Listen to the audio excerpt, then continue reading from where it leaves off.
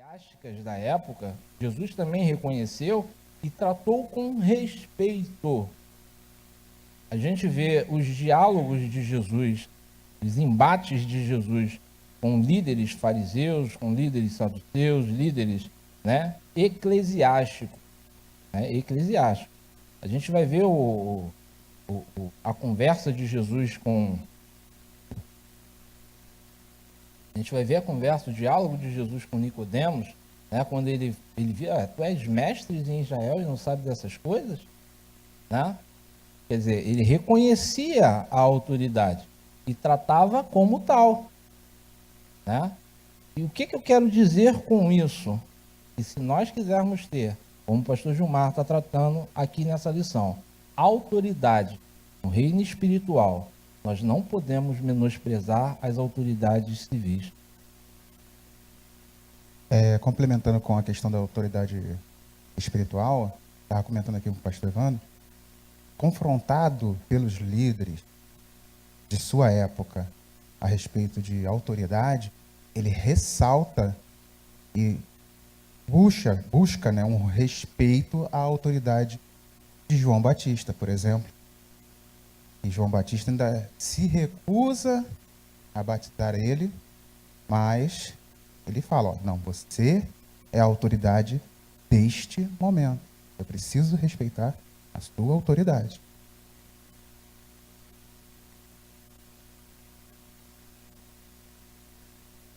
Aí tá dobradinha. Não, assim, a questão da autoridade é muito importante, querido. Então, a autoridade não se compra, né? Ela não se compra. Não é o teu status que vai te fazer com que você tenha autoridade. A autoridade, ela se conquista. E ela se conquista mediante ao tempo que você respeita as outras autoridades. O que eles acabaram de dizer aqui que é importante Jesus reconheceu a autoridade de César? Reconheceu. Porque perguntaram assim, é lícito dar tributo a César? Ele dá a César o que é de César. Não foi isso que ele falou? Ele reconheceu a autoridade, né? No aspecto de João Batista, a autoridade, naquele momento, quando Jesus estava sendo batizado no Rio Jordão, não era ele que era a autoridade, era João. Mas por ele se submeter à autoridade, Deus deu para ele a autoridade. Então, se a gente quer, se a gente almeja isso, nós também temos que reconhecer quem são as autoridades, né? Porque assim, que nem a gente volta de novo a falar da equidade. A equidade é um julgamento justo. Espera aí, quem você reconheceu como autoridade? Quem você reconheceu como teu líder? Imagine um pastor, um obreiro, aí eu vou falar só do lado dos obreiros. Mas imagine um obreiro que não se submete à autoridade. Imagine um obreiro que não reconhece, não se submete a uma liderança. O que vai acontecer com ele quando ele for um pastor? É semeadura, gente. É pura semeadura. É pura semeadura. Falar assim, poxa, Deus ele vai ver. Pô, mas quem você respeitou? Quem você se submeteu? Então eu entendo que a minha submissão, né, quando eu creio, quando eu me submeto à autoridade, lá na frente tem alguma coisa me esperando. Lá na frente tem alguma coisa esperando vocês. Por isso que eu tenho que respeitar agora e submeter agora. Posso? Mesmo a autoridade estando errada? Mesmo. Por quê? Eu vou só complementar o que o pastor estava falando aqui. Ser autoridade, ter autoridade é uma coisa. Estar autoridade é outra coisa. Entendeu? Estar autoridade significa que por um período de tempo você tem esse poder. Ser autoridade significa que você tem esse poder. Entendeu? É isso que a gente precisa entender, né? A autoridade ela é reconhecida quando se tem ou quando se está. Entendeu? Se você exerce uma função, você está nessa função. Só que você está por um período de tempo, né? Por exemplo, Jesus ele tinha autoridade. Ele perdeu a autoridade dele? Não. Por quê? Porque ele é uma autoridade. Ele tem autoridade. Ele não está autoridade. Ele não teve autoridade somente no período de vida civil dele.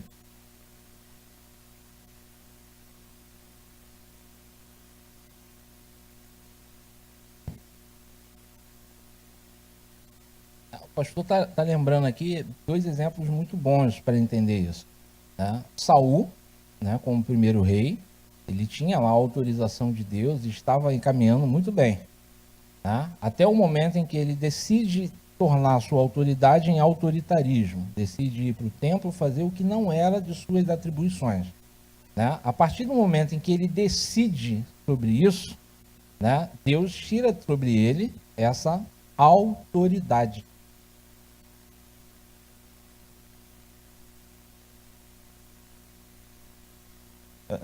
Se a pessoa que tem autoridade, ela usurpa da autoridade, ela usurpa daquilo que ela tem, porque o texto ele é muito, cara, interessante. Quando você pega Filipenses 2,5, você diz o quê? Que ele não usurpou ser igual a Deus, ou seja, a autoridade de Jesus, cara, ele não usurpou, ele não legislou a sua autoridade por causa própria.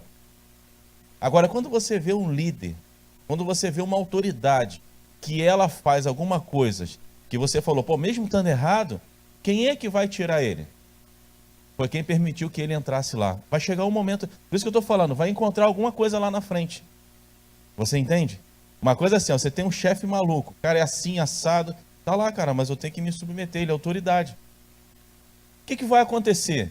Vai acontecer que Deus, porque nenhuma autoridade é dada se não for por quem? Ô irmão, tá na Bíblia isso. Se Deus permitiu lá, primeiro, às vezes, qual é o seu nome? Abraão. Talvez, ou dando um exemplo, tá, Abraão? Ele quer te treinar em alguma coisa. Porque Davi foi treinado pelas loucuras da autoridade de Saul. Davi foi treinado pelas loucuras da autoridade de Saul. O problema é que às vezes a gente não quer se submeter à autoridade. E aí, tá errado, mas Deus colocou lá. Mas vai chegar lá na frente que vai encontrar alguma coisa. Vai encontrar a equidade de Deus.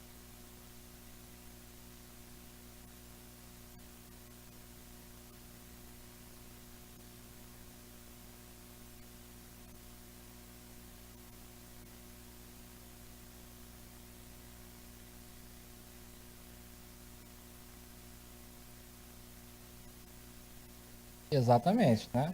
Teve as oportunidades de poder acabar ali com a vida do Saul, mas ele entendia uma coisa: aquele que foi ungido por Deus, né? Eu não tenho que mexer, não tenho que tocar.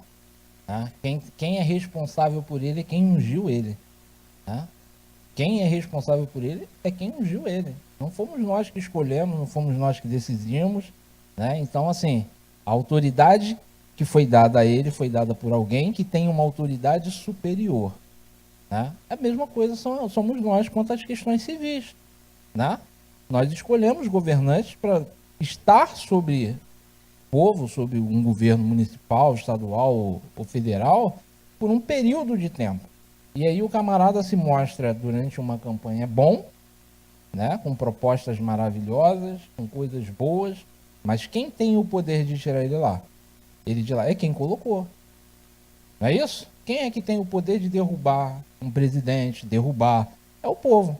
Quem é que tem o poder de derrubar um Supremo Tribunal Federal? É o povo. Se tiver uma pressão popular e essa pressão popular estiver baseada dentro de ações juridicamente corretas, não tem como ficar. A pressão é muito grande. Entendeu? Então, da mesma forma, a gente está falando sobre autoridade aqui, no caso, em suas instâncias, a autoridade de governo. Né? A gente tem outros exemplos, né? O exemplo de César, a gente tem o exemplo do próprio Lúcifer. Né? Ele tinha uma autoridade, não havia ninguém semelhante a ele nas regiões celestiais. A Bíblia vai dizer que ele era aferidor de medidas, ele era ser único, querubim ungido, era único. Só que ele usurpou ser maior que Deus, né? Usurpou estar em um lugar que não era seu, em exercer uma função que não era sua, né? E aí isso aí traz muitos problemas. A gente tem outras instâncias de autoridades. Por exemplo, a autoridade da família, né? A palavra de Deus traz os seguintes princípios da autoridade para direcionar o comportamento familiar. Existe uma hierarquia também, uma autoridade superior e autoridades inferiores dentro de uma família, né? Aí vai falar, a Bíblia vai dizer em Efésios 6 para os filhos, que devem estar sob a liderança paterna, por uma questão de justiça e de honra. Devem estar, né? As esposas que são orientadas na palavra viver sob uma autoridade que Deus concede ao marido como cabeça do lar. Pô, esse negócio é um papo machista, né? É um negócio machista esse negócio, porque a mulher é tão importante dentro do lar quanto o homem. Tanto quanto. Aí do homem se não fosse a mulher dele, né? Se não tivesse a esposa dele ali do lado dele para cumprir, para ajudá-lo a cumprir uma missão, né? A palavra submissão, às vezes, na nossa sociedade, é um negócio de doido, né? Quando fala, vós mulheres, sejais submissas a vossos maridos, e aí tá falando machista. Tá falando machista, o cara quer só que a mulher, a função da mulher dentro de casa é só cozinhar, passar, cuidar dos filhos, né? E satisfazer o seu marido e acabou. Irmão, não é essa a questão. A questão é reconhecer níveis, esferas, autoridades, entender quais são as funções sociais, espirituais que cada um vai exercer dentro do seu lar. A gente tem muitos problemas porque a gente não entende essas funções. E quando a gente não entende essas funções, aí realmente começa a entrar em conflitos, e esses conflitos vão gerar atritos, e esses atritos vão gerar ações, e aí a gente vai ter muitos lares realmente, né, destruídos. Pode ser, meus irmãos. As pessoas, aí as mulheres reclamam com os homens, né, desse pensamento machista. Vamos lá, machista. Reclama com Deus. Mas a submissão, ela tá no aspecto aqui de uma missão após, né? Não é que a mulher não tem autoridade, não é que a mulher ela tem uma missão após. Ela tem uma missão conjunta de fortalecer o cabeça e de assumir o seu papel com as esferas, vamos dizer assim, os filhos, né? A mulher com os filhos. Então o papel dela é tão importante quanto o do marido, entendeu? Não é desvalorizado, né? Deus, ele nunca teve essa intenção de desvalorizar o papel da mulher e valorizar o do homem. Não é só que ele tem a missão principal e ela tem a missão lateral, entendeu? A missão após. É a mesma coisa de um avião. Vamos ver um avião desse aí. Tem um piloto e tem um copiloto, entendeu? O copiloto é tão importante quanto o piloto, tanto que o avião não sai do chão se não tiver o copiloto. Se fosse assim, ele poderia voar sem um piloto, né? No mundo econômico que nós vivemos, né? Iria deixar de existir o copiloto. Não, vamos voar sem um copiloto mesmo para diminuir os custos, né? Dizer assim. Mas o avião não sai, não voa sem o copiloto. Então, o homem é o piloto, a mulher é o copiloto e os passageiros são os filhos. E tem que ser cuidado, tanto com um como para o outro. Cada um tem o seu papel importante. Essa questão da autoridade familiar é tão importante, mas tão importante, porque a família é a base da sociedade. Não existe sociedade sem família. E é por isso que a Bíblia trata sobre família. Começa com família, trata sobre família, né, e termina falando sobre família. Porque Jesus, ele, ao ascender, né, ele diz aos seus discípulos, olha, se eu não for, eu tenho que ir para preparar morada para a gente. Tem que ir, aonde eu estiver, todos vocês vão estar. Entendeu?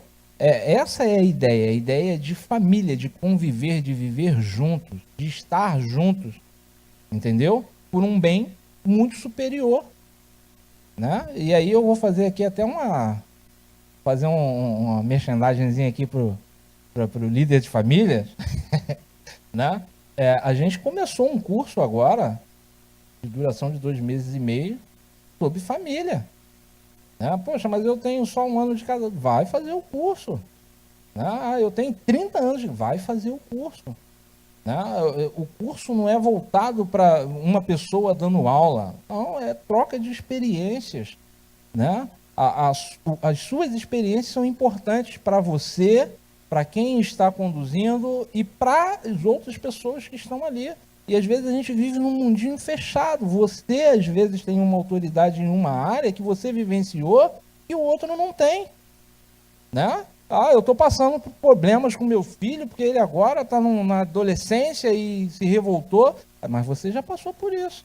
Qual é o conselho que você tem? Como é que você conseguiu solucionar isso? Qual foi o direcionamento que Deus te deu e que funcionou? Vai funcionar com o outro? Talvez não. Mas você está dando um caminho a alguém. Né? E isso é importante. Aí, 46 anos de casado. Meu pai ali, ó. Não. Né? Então, olha só. Entender essas questões da autoridade. E quando a gente fala sobre submissão quanto à mulher, a gente não está dizendo que a mulher não tenha autoridade. E isso às vezes é muito confuso.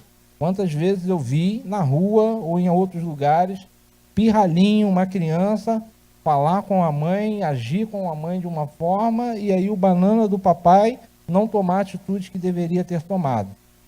Né? Diversas vezes.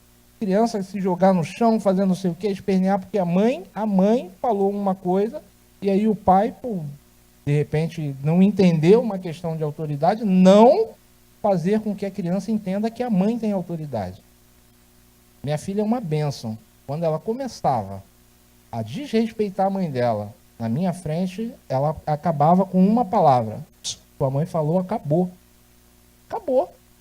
Eu não tenho que tirar a autoridade da minha esposa. Pelo contrário, eu tenho que fazer a minha filha entender que ela é uma autoridade, tanto quanto eu. Né? E a gente vê o contrário. Parece que ao invés de jogar juntos, jogam, né, separados. Né? Não, quem é a autoridade aqui, meu filho tem que reconhecer que eu é que sou a autoridade.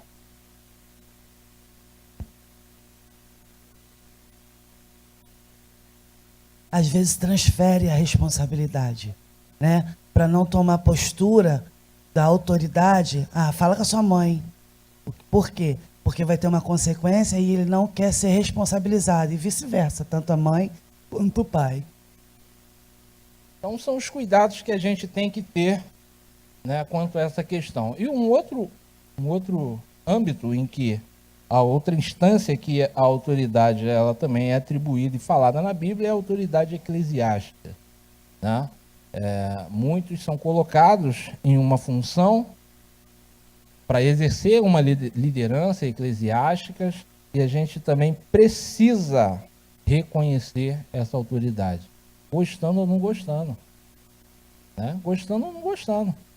A gente precisa reconhecer. Né? Ah, eu acho que fulano, se estivesse como pastor, né, seria melhor. Uns vão amar o nosso pastor, tem outros que odeiam o nosso pastor. E por conta disso ele deixou de ser uma autoridade eclesiástica, uma autoridade espiritual? Não. Entendeu? Não. Uns amavam a Cristo, outros odiavam a Cristo. Ele deixou de ser uma autoridade espiritual? Não. Né? O que essa autoridade faz e tem como consequência é que vai dizer se é bom ou se é ruim. Entendeu? Se for ruim, não sou eu que tenho que julgar. Se for boa, eu vou usufruir disso daí. Amém? A nossa lição 2, vamos dar uma passeada lá na nossa lição 2, que vai falar sobre a autoridade suprema de quem vai julgar isso daí, né? Que é Jeová. Vai entrar nos mantos aí, né? Lição 2. Vai dizer assim, ó, Salmo de número 24, versículo 1 ao versículo 10, diz: do Senhor é a terra e a sua plenitude, o mundo e aqueles que nele habitam.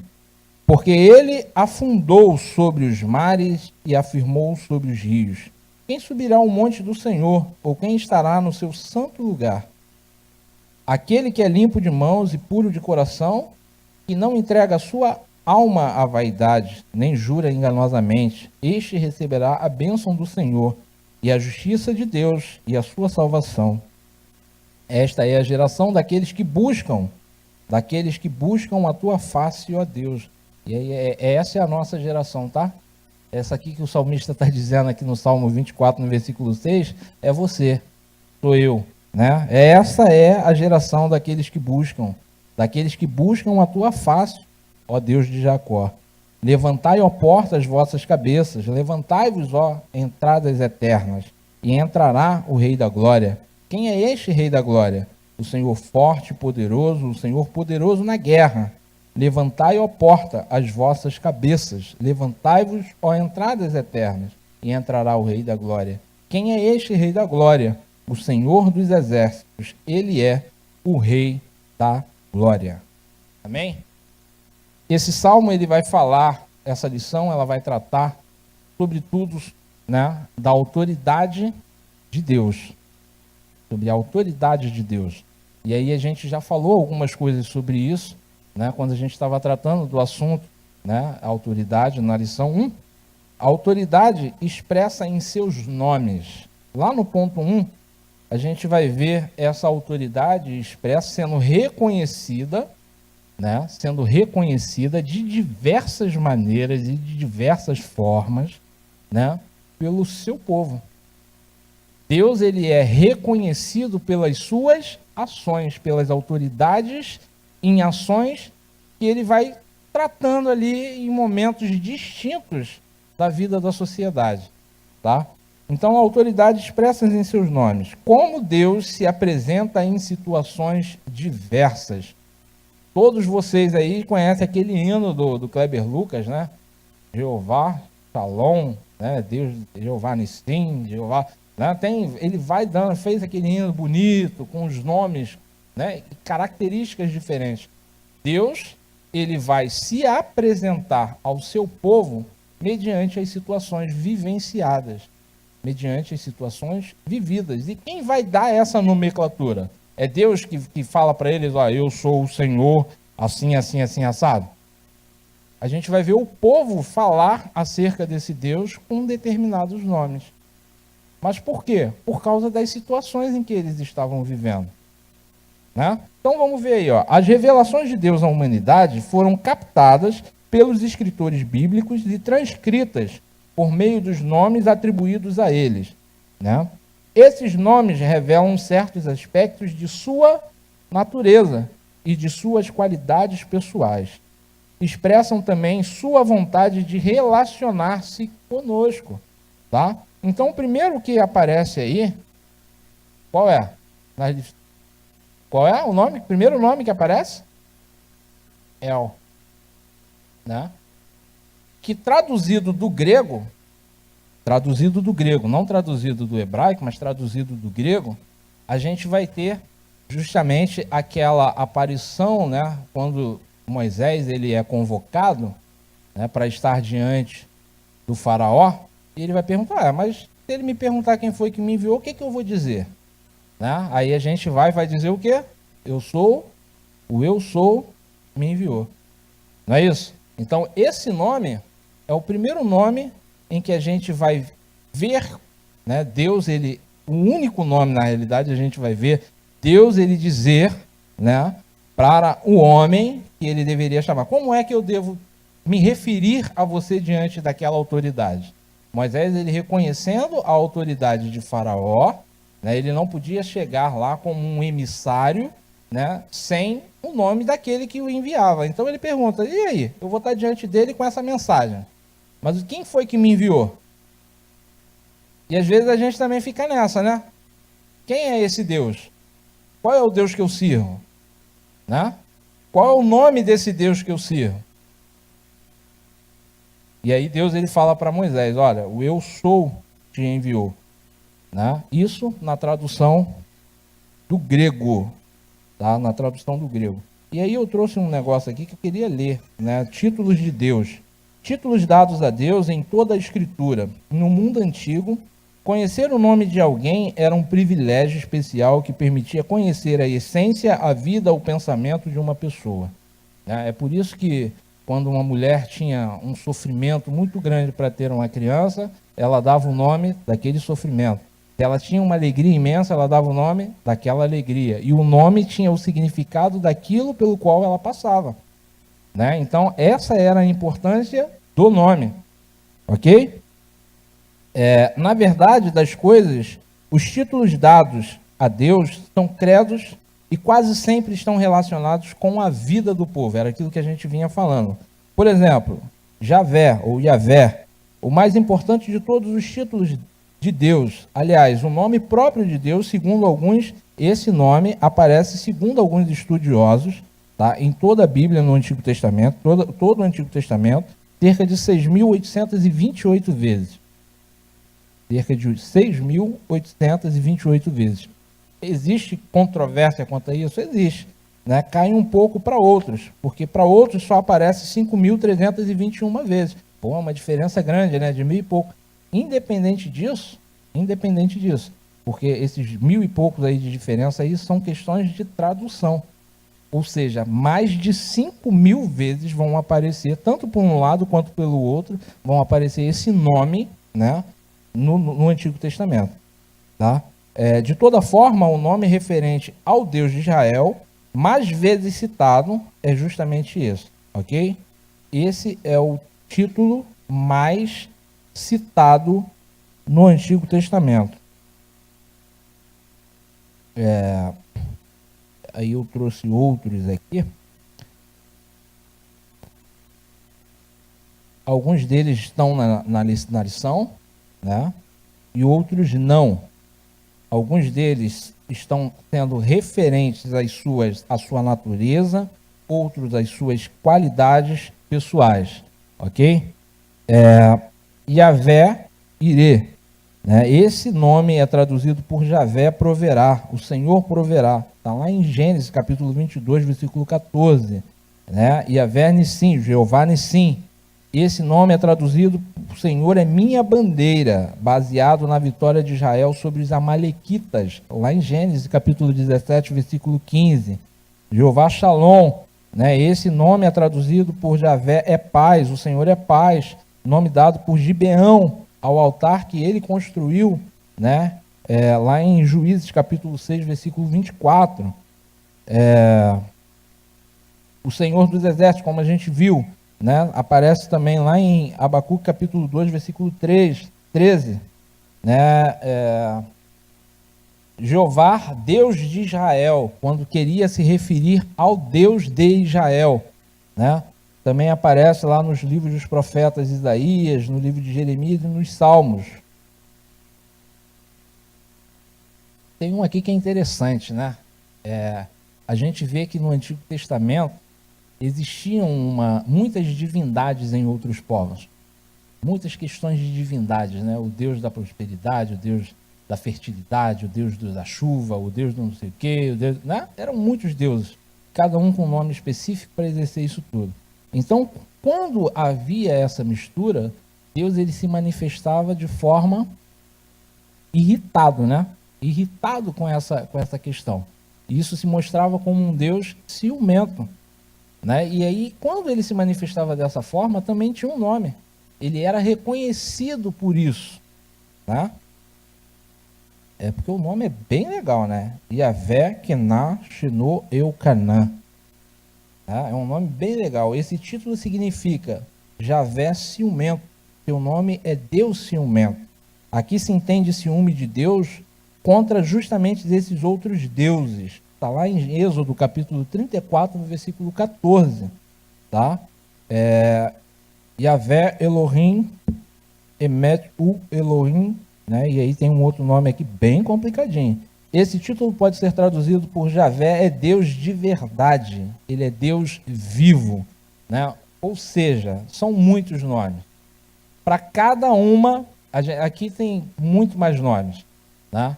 Para cada tipo de qualidade ou tipo de ação pessoal em que Deus ele se manifestava para o povo, e um nome para traduzir aquela ação de Deus era dito por esse povo, ok? Então, olha só, essa ideia do primeiro nome aí que aparece como sendo eu sou, tem algumas derivações. A gente vai ver Elohim, né, como um termo empregado para Deus Criador.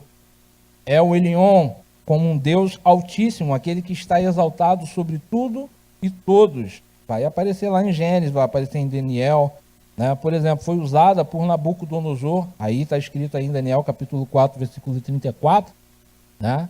Nabucodonosor reconhece Deus dessa forma, né? E aí é interessante, porque a Bíblia vai dizer que Nabucodonosor, há relato de Deus acerca de Nabucodonosor, né? A Bíblia vai dizer que Nabucodonosor serviu como servo, como instrumento de Deus. Né? A história é terrível, a Babilônia vindo sobre o povo, é aquilo que eu vinha falando na outra lição. Quantitativo, qualitativo de bom ou de ruim, nós é que damos. Né? O povo foi julgado, foi subjugado, foi levado cativo, né? Viveu dentro de um ambiente extremamente promíscuo, né, extremamente idólatra, extremamente, mas Deus vai falar sobre o líder dessa nação e falar que ele foi servo, seu servo. Por quê? Porque cumpriu uma missão para a qual ele foi designado, mesmo sem ele saber.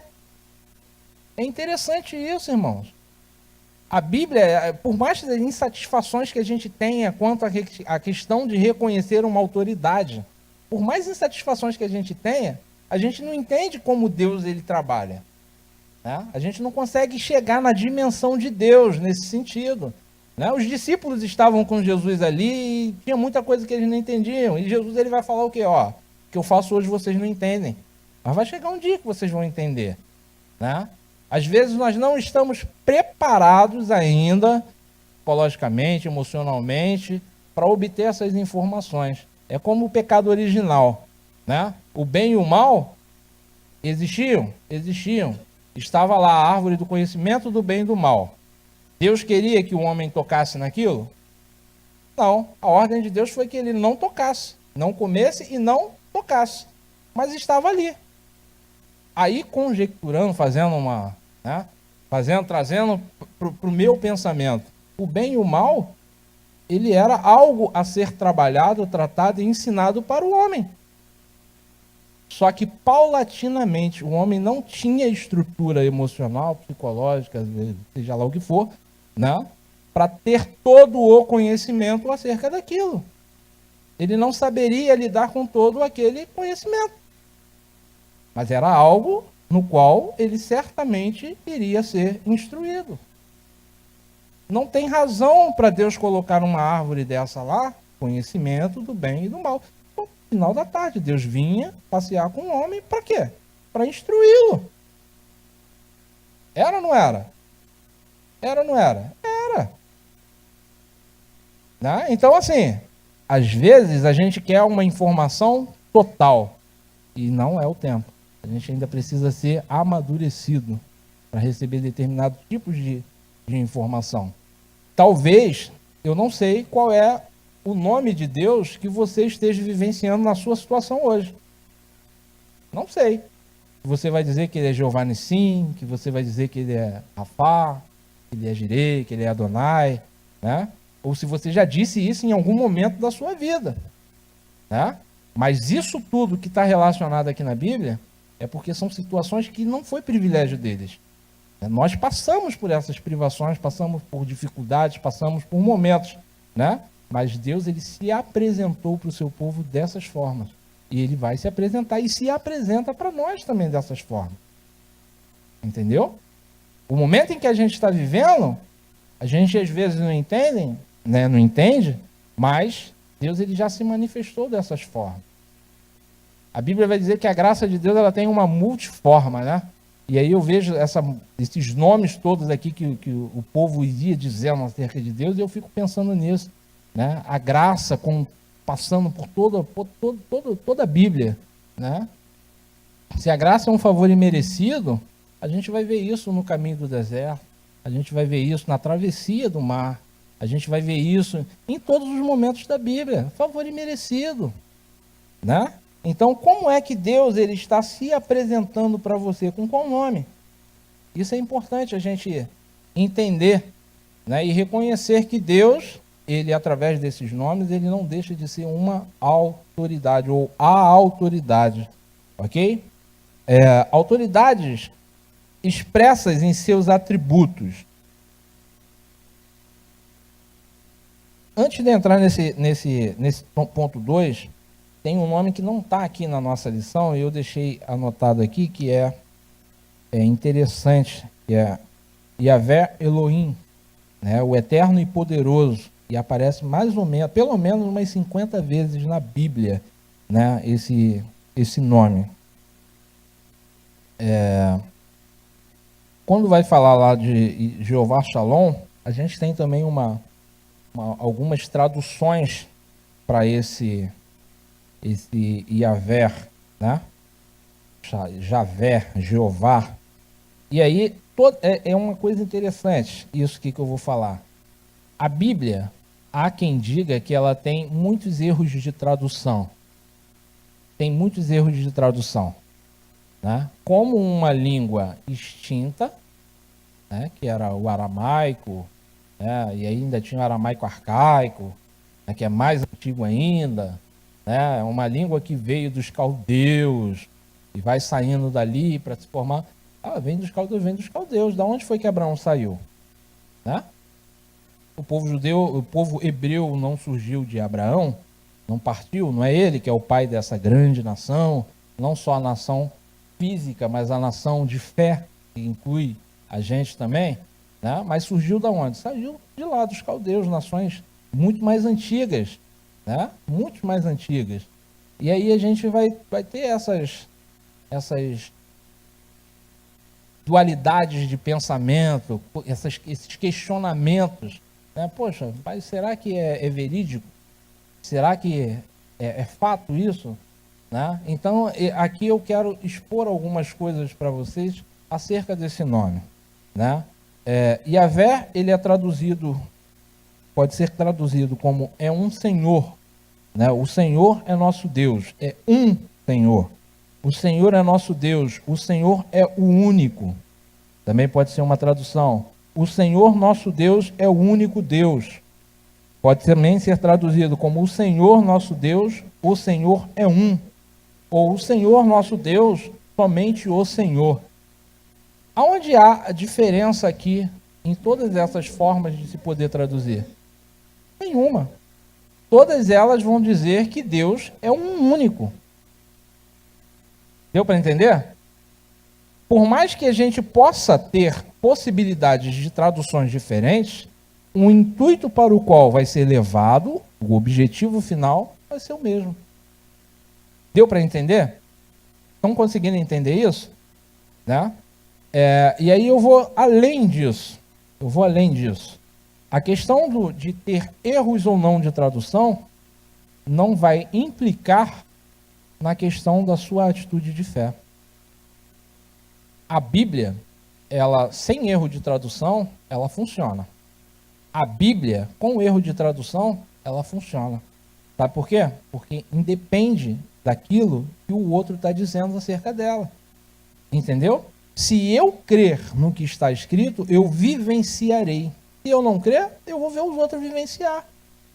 É simples. É simples. É por isso que a própria Bíblia vai dizer acerca de Abraão, né? Creu Abraão no Senhor. E aí o que ele experimentou? Quer experimentar coisas novas acerca de Deus, quer experimentar coisas boas acerca de Deus, a gente tem que crer, tem que acreditar. Né? E aí é um negócio de crença parcial, né? Eu creio na Bíblia, mas parcialmente. Em coisas eu creio, em outras coisas eu não acredito. Isso aí é um direito seu. É um direito seu. Só que você só vivenciará isso se você acreditar. Ok? É crer. A irmã queria falar algo. Deixa eu levar o microfone aqui.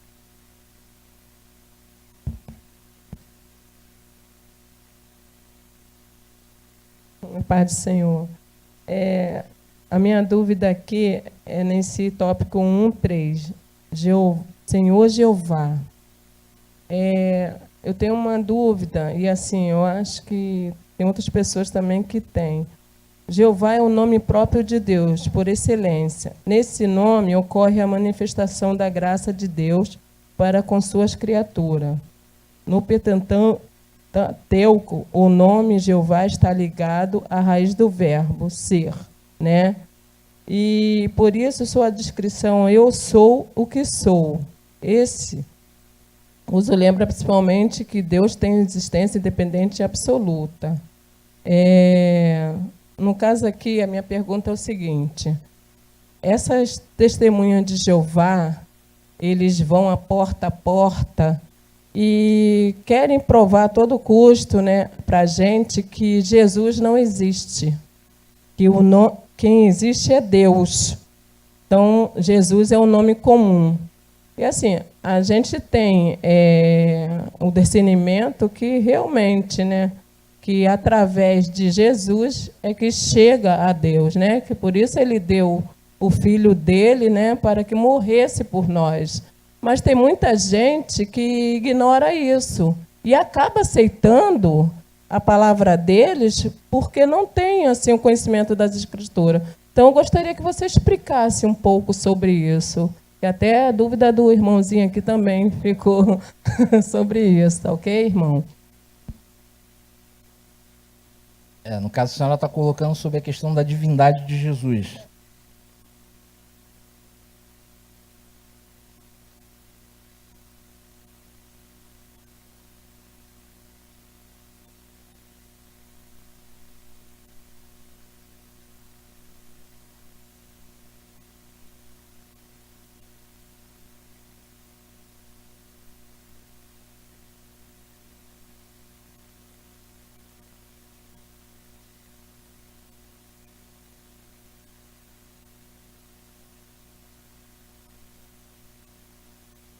Entendi. A questão do nome de Deus, a tradição judaica, inclusive, eles dizem que os judeus eles não pronunciam o nome real de Deus, tá? Eles têm uma questão de, como é que eu posso dizer, de cuidado, né? Talvez até excessivo, né? Quanto a essa questão de falar o nome de Deus. É por isso que eles vão falar, não jurem em nome de Deus, né? Oi? A Bíblia vai falar, né, para não invocar o nome de Deus, nem jurar em nome de Deus, né? Agora, quanto a essa questão da divindade de Jesus, né? Quanto a essa questão dos testemunhos de Jeová, segmento, testemunhos de Jeová, né? Eles têm isso por base. A Bíblia que eles utilizam não é a mesma Bíblia que a gente utiliza, né? É completamente diferente, em alguns trechos é um negócio de doido, né? É um negócio de doido. Então, assim, a divindade de Jesus, ela é reconhecida, ela passa a ser reconhecida somente depois de sua morte, tá? A humanidade, ela reconhece através de autoridades, através de algumas autoridades, reconhecem a divindade de Jesus. Se a gente for ver a história do soldado romano, né? A história do soldado romano, que estava próximo de Jesus, no momento em que ele é perfurado, né? Ele se converte porque ele reconhece essa divindade acerca de Jesus. Entendeu? São coisas assim, irmão, que, como é que eu posso colocar para a senhora? É crer. Jesus, ele foi homem? Foi. Agora, como é que a gente vai cientificamente comprovar Deus? Deus não se comprova cientificamente. Entendeu? Deus, ele não é uma matéria científica. A gente prova, a gente experimenta Deus a partir de uma partícula de fé, de uma ótica de fé. Entendeu? Então, assim, dentro desse questionamento dos testemunhas de Jeová, existem muitos pontos que a gente pode questioná-los, que a gente pode pegar eles ali e deixar eles sem resposta, né? Por exemplo, a questão dos 166 mil só que serão salvos, né? Isso aí é um negócio que acaba com eles. Irmão, tu é um dos 166 mil? Pô, não sei. Bom, então, filho, é melhor tu ficar na minha teoria. Sabe por quê? Porque Cristo falou que todo aquele que nele crê não pereceria, mas teria vida eterna, estaria com ele. Então é melhor crer na minha teoria, cara. Entendeu? Se a gente vai viver essa questão de teorias, a sua teoria ela é exclusiva, né, para 166 mil. O testemunho de Jeová, ele atribui que Deus tem um nome, né? Que é Jeová. Não existe outro nome, não é isso? E a gente vê Deus se apresentando, e assim, ó, meu ponto de vista, se eu falar uma heresia aqui, o Paulo me corrige com... Cara, Deus não está nem preocupado com o tipo de nome, irmão. Ele está preocupado se você reconhece Ele como Deus. Entende? Uma coisa assim, ó, ele se apresenta como eu sou, ele se apresenta como o Senhor fala que foi o Senhor, ele apresenta como vários nomes. E, cara, mas só existe um Deus. Você entende? Enquanto, Paulo falou uma palavra aqui, enquanto a gente se prende aos ardis de Satanás, dizendo, não, o nome dele é esse, é aquele, meu irmão, não é isso. O que importa é se você reconhece que existe só um Deus, não existe outro. Eu sou o que sou. Eu acho que esse é um ponto. Agora, no segundo ponto, quando eles não reconhecem Jesus, para os testemunhos de Jeová, Jesus ele é um profeta. É um profeta até melhorado, mas eles não reconheceram o que ele disse, a divindade de Cristo. E aí você pega, como no meu iPad sagrado aqui, peraí. É porque, 1 Timóteo 2, 5. Porque, eu vou ler tudo, ó. 2, do 3 ao 6. Porque isto é bom e agradável diante de Deus. Tá vendo? Ele está usando Deus. E só existe um, não existe outro. Né? Nosso Salvador. Que quer que todos os homens se salvem e venham ao conhecimento da verdade. Porque há um só Deus e um só mediador entre Deus e os homens. Aí entra aquela linha que você disse de Jesus. Jesus Cristo, o homem. Ele está dizendo aqui, ó, verso 5. Porque há um só Deus e um só mediador entre Deus e os homens. Jesus Cristo, homem. Você está me dizendo? Você está vendo aqui? Ele está dizendo que o elo de ligação entre Deus e os homens só é um caminho só.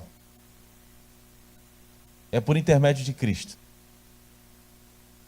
E aí você fala assim, se não acredita, se a pessoa ela não acredita que o elo de ligação entre Deus e os homens seja... Professor, me dá um minutinho só, por favor. Se o elo de ligação entre Deus e os homens é Jesus, o sacrifício da cruz foi em vão. Foi ou não foi? Ela não acredita no sacrifício da cruz. Né? Então, assim, ó, não existe outro caminho. Por isso que ele diz, ele é o caminho e a verdade... Perdão, o caminho, a verdade e a vida. Ninguém vai ao Pai a não ser por ele. Isso já quebra a teoria deles, tá?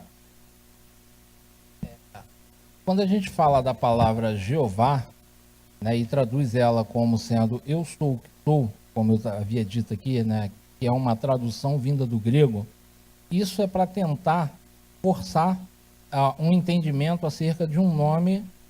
Aí são termos teológicos, isso são termos teológicos, entendeu? O tetragrama, né? O nome de Cristo ser referente a essa trindade, né? São assuntos bem que exigem um pouco de maturidade um pouco maior, né? Porque o Deus é um único Deus, mas ele é trino. Deus Pai, Filho e o Espírito Santo, como três pessoas distintas, mas em unidade. Deu para entender? Então, quando a gente fala Jeová, a gente está se referindo aos três. É isso que a tradução eu sou o que sou, ela sendo traduzida do grego, é o que ela está se posicionando.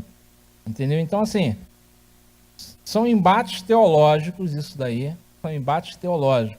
né? Essa questão do testemunho de Jeová de chegar, ou de qualquer outra denominação ou religião, chegar para se manifestar acerca disso. Só que, como a gente falou aqui, são nomes que são atribuídos. Não significa que seja o nome, são nomes atribuídos.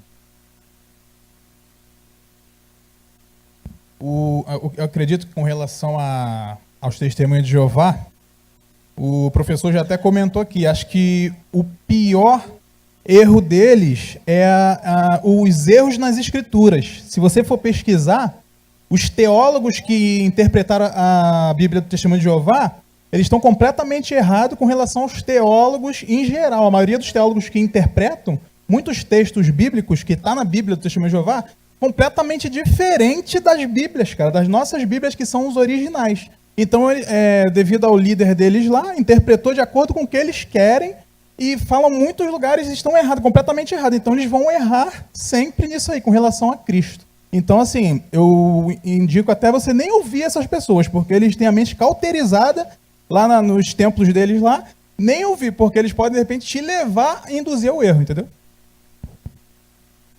Irmãos, a paz do Senhor. Só para poder complementar e vocês terem também uma base, quando forem conversar com uma pessoa que é testemunho de Jeová, existem 16 versículos que na nossa Bíblia tem, que eles retiraram da Bíblia deles, tá? Então, desses 16 versículos, tem Mateus, Marcos, Lucas, João, Atos e Romanos. Um dos principais que eu creio é esse aqui, ó. É Atos 8:37, que diz: Filipe respondeu: é lícito, se creres de todo o coração. E respondendo ele, disse: creio que Jesus Cristo é o Filho de Deus. Então, os testemunhos de Jeová, eles acreditam que Jesus é como um de qualquer dos outros profetas que estiveram na terra, e não o reconhecem como sendo Filho de Deus e a essência do próprio Deus.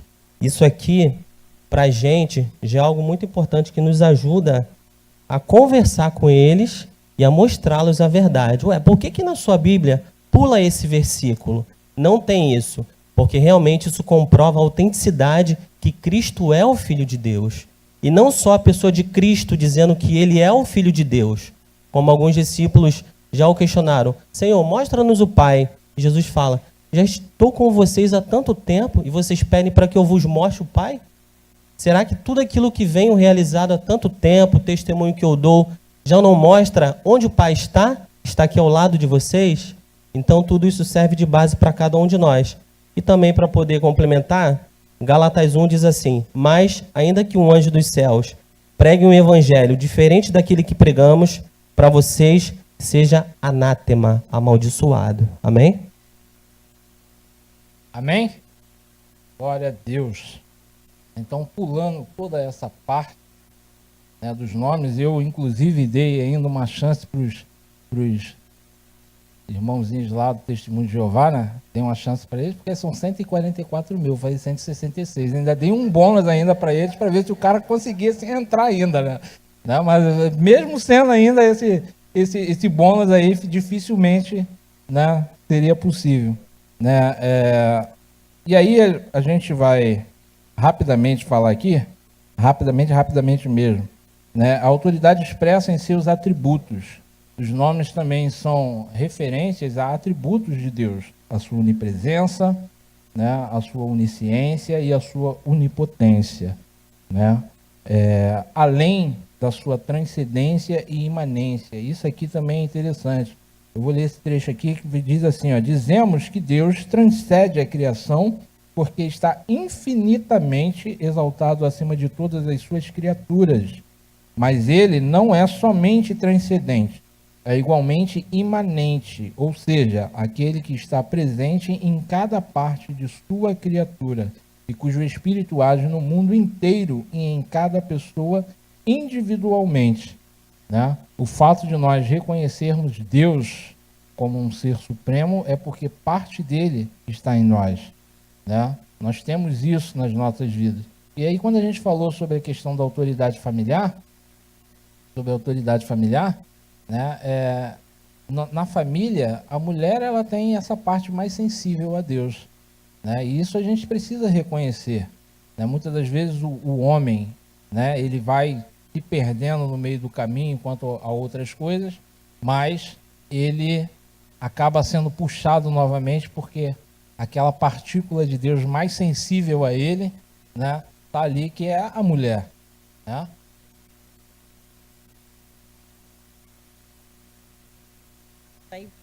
Jeová.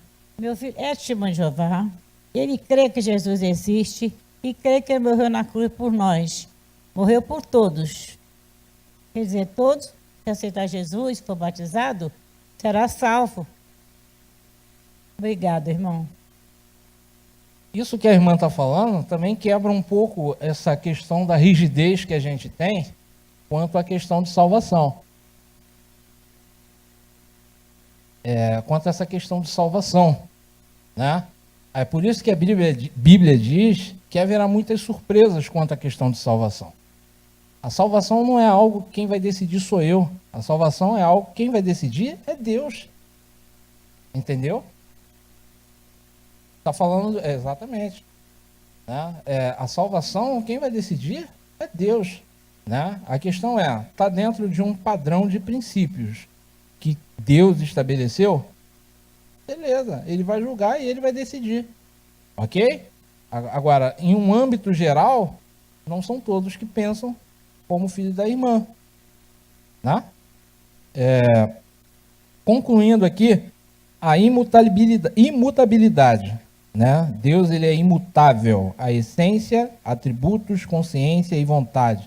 Ele não pode ser nem mais do que é e nem menos do que é, pois ele é absolutamente perfeito. Entretanto, por causa da sua imutabilidade e devido à atitude condicional que ele mantém no relacionamento com os homens, né?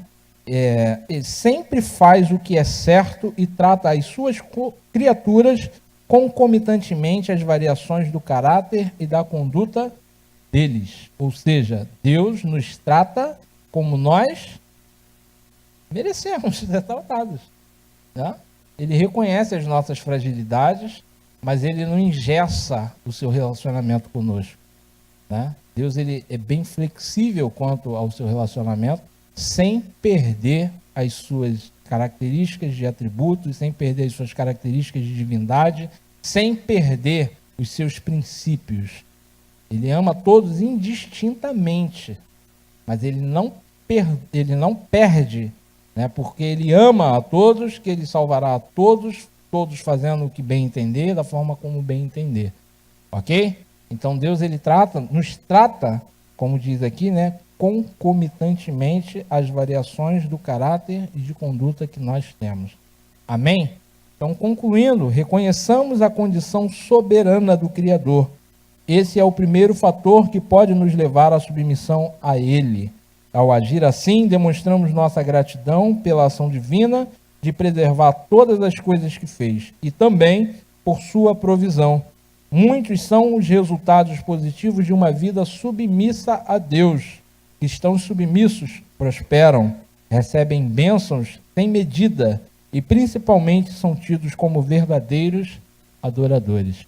Amém? Eu gostaria, só para concluir aqui, né, de reforçar que hoje nós temos aniversário do pastor, né? Vou deixar o nosso pastor aqui falar aqui, que é melhor, né? Vou concluir, passar para o Paulo, fazer as considerações finais aqui. Eu agradeço a todos vocês, amém? Por essa oportunidade de estar aqui dividindo conosco essas experiências. Aleluia. Você está feliz com Jesus? Me diz aí, deu um nozinho hoje, não foi? Lição gostosa de trabalhar. Eu quero deixar, com a licença do professor, né? Abra aí sua Bíblia em Deuteronômio, capítulo 6. Hoje a gente falou bastante de Deus, né? E aí eu quero deixar... Não é esse texto, ele não é só um clamor. Na verdade, ele é uma orientação para nós a respeito da autoridade divina. E eu quero trazer um contexto aí para vocês. Suplemento aí teológico. Você encontrou? Diga amém. Versículo 4 e 5. Diz assim na minha Bíblia, aqui é um pouquinho diferente. Acompanhe, por favor. Ouça, ó Israel, o Senhor nosso Deus, o Senhor é único. Ame o Senhor, seu Deus, de todo o seu coração, de toda a sua alma e de toda a sua força. No primeiro versículo, que eu falei aí, o versículo 4, ele é conhecido como a Shema. Shema Israel, Elohim nu Adonai Echad. Né? É a Shema, é o Ouve Israel. É um texto que ele é lido desde a infância, repetidas vezes, para que isso fique incrustado na sua mente, na mente do israelita. Então, é um texto que nós devemos seguir também. E aí eu quero trazer isso, que a gente tem que repetir ao levantar, ao sentar. Eu quero trazer um contexto aqui para você, que hoje a gente deu uma passeada aqui nos nomes de Deus, e de algum momento aqui deu um nozinho, né? Agora, eu quero trazer um contexto aqui para você. Pense em Moisés escrevendo este texto, registrando isto aqui. Porque Moisés, ele tem a visão de um único Deus, como está aqui. Mas na hora que ele escreve, depois de Israel aí, o Senhor, lá ele fala Elohim. E Elohim é um nome plural, derivado de El. E aí ele pensa, por isso que aqui na nossa tradução ele diz assim, o Senhor é único. Por quê? Nós temos aí, para os que estão ligados, uma nuance no Antigo Testamento da Trindade. Entende? Na cabeça de Moisés deu um nó, mas ele foi obediente e registrou. Então, como o nosso pastor falou, não importa o nome, não importa a tua atitude. E nesta manhã nós tenhamos essa atitude de ouvir o Senhor, Shema Israel, ouvir o Senhor, ouvir as autoridades, atender ao clamor, ou melhor, à orientação do Senhor na nossa vida. Amém? Você pode aplaudir pela vida do nosso professor novamente? Não é uma tarefa fácil, né? Nós estamos condensando 2 lições. Amados, hoje à noite nós temos o nosso culto de celebração, será a ação de graças pelo aniversário do nosso pastor Rafael. Convide alguém para estar conosco, venha, vamos estar honrando a nossa autoridade espiritual. Como eu disse, né? A autoridade é uma dos pilares da visão da Advec, na verdade é um pilar da visão do cristianismo, né? E quero avisar os amados que depois do culto, de nós estarmos orando, estará disponível ali atrás o bazar do Interligados Kids, né? É um bazar, dê uma passadinha lá, de repente você encontra alguma coisa que você estava já procurando e não encontrava, pode ter alguma coisa, pode ter algo ali que você pode aproveitar para presentear alguém também. Venha abençoar a obra do Interligados Kids, né? Pastor, então vamos nos pôr de pé, que você tenha um domingo abençoado, que todo este conhecimento venha assentar e trazer crescimento espiritual, né? Que Deus possa conceder uma semana de vitória. Pastor Evandro, orando. Glória a Deus, amém. O diácono Paulo Marcelo fez 59 anos esse mês, não foi isso? A Eleni está aí, senão ela vai brigar comigo. E a gente, o pessoal da EBD tem uma lembrança para dar para o diácono Paulo Marcelo, né? Você pode dar uma salva de palmas pela vida dele?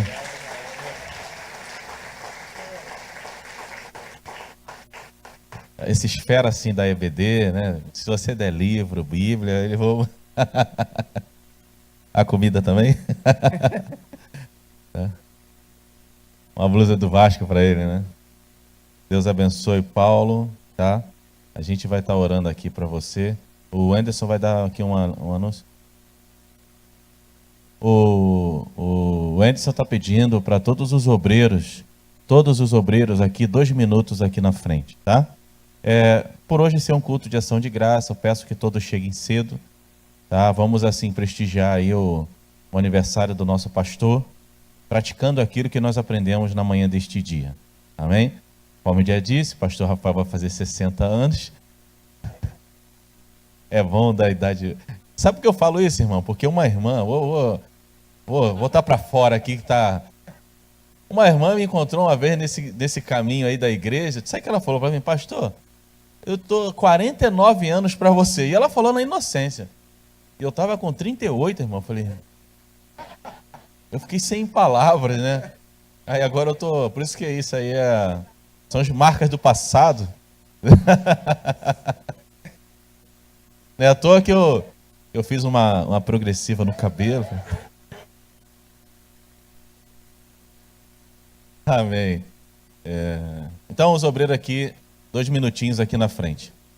Senhor, eu quero te agradecer pela vida do diácono Paulo Marcelo, que completou mais um ano de vida. Para nós, ele é uma bênção, um exemplo, Senhor, para esta igreja. É um exemplo de pai de família, de marido. Pai, eu quero te agradecer pela vida do teu servo. Que essas datas se repitam por longos e longos anos. Que a bênção do Senhor que enriquece esteja sobre a vida dele. Esteja sobre a casa dele. Que dentro do seu lar ele possa desfrutar das benevolências de Deus sobre a vida do teu filho. Dê a ele saúde. Dê a ele, Senhor, a visão que ele precisa para estar, Senhor, alcançando patamares mais elevados. Tu sabes o quanto o teu filho tem buscado. Tu sabes o quanto o teu filho tem almejado. Tu sabes o que está dentro do seu coração. Assim, Senhor, nós como igreja o abençoamos. Em nome de Jesus. Amém. E graças a Deus. Que a graça do nosso Senhor e Salvador Jesus Cristo, o grande amor de Deus e as consolações do Espírito Santo estejam sobre todos e todos digam... Vão em paz. Deus abençoe vocês. Não esqueça do bazar, do Interligados Kids, está lá atrás, tá? E à noite vamos fazer aqui uma festa bacana, hein, irmão? Festa de crente. Todos os obreiros aqui na frente, por favor.